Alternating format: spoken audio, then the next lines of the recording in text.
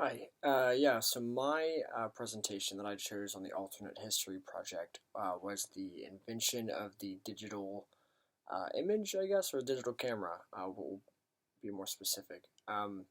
So in 1952, they really started to take it from the the film aspect to go from an image to a running image. You've got an animation type idea behind it. So someone had taken that and they wanted to see what they could do to increase the length of these videos. So instead of having just the image being portrayed as animation, like a slideshow, like a slide after another, like a flip book more or less, what they did was they encoded the film with what we call like the binary aspect of today is our encoding. So their encoding was just leading the VCR at the time to replay whatever image was already on there.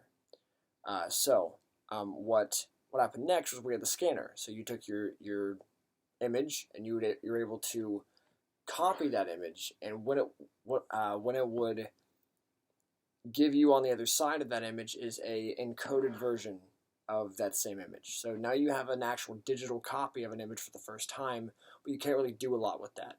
So what really jump-started the whole movement was the whole space race. In 1960, we had like Sputnik, and the Russians were trying to get there first, and so we had the idea, well, why don't we just put a satellite up there, and whoever can get their satellite up there first, since everyone's trying to get their people up there, we can spy on the other one.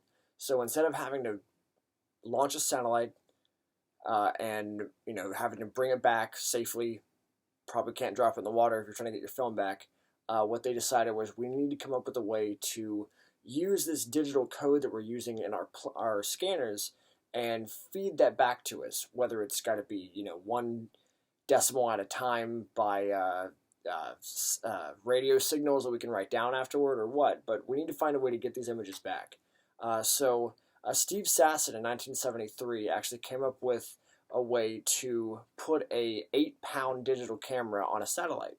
And he was the guy who worked for Kodak. He was a digital engineer of what we would call them now.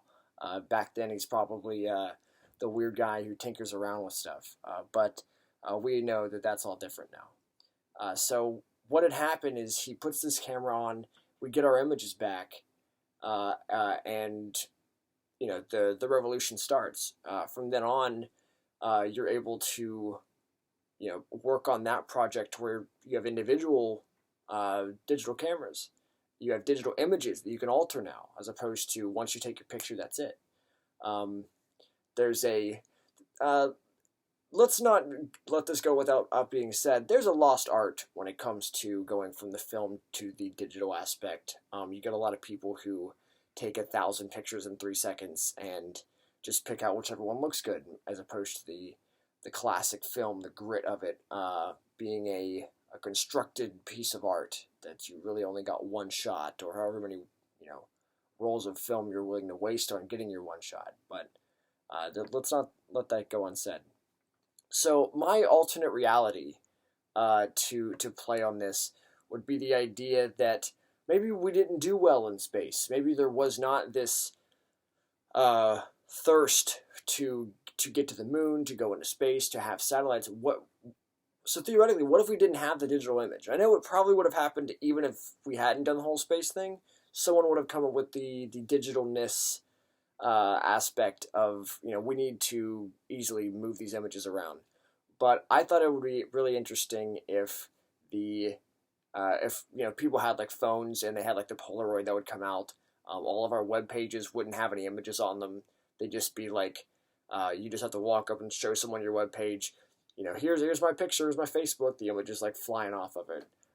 That was my alternate reality, was that advertising would change. All of our digital creativity would be stunted. Graphic design wouldn't exist. So I thought that was a really interesting way to look at it. Thanks.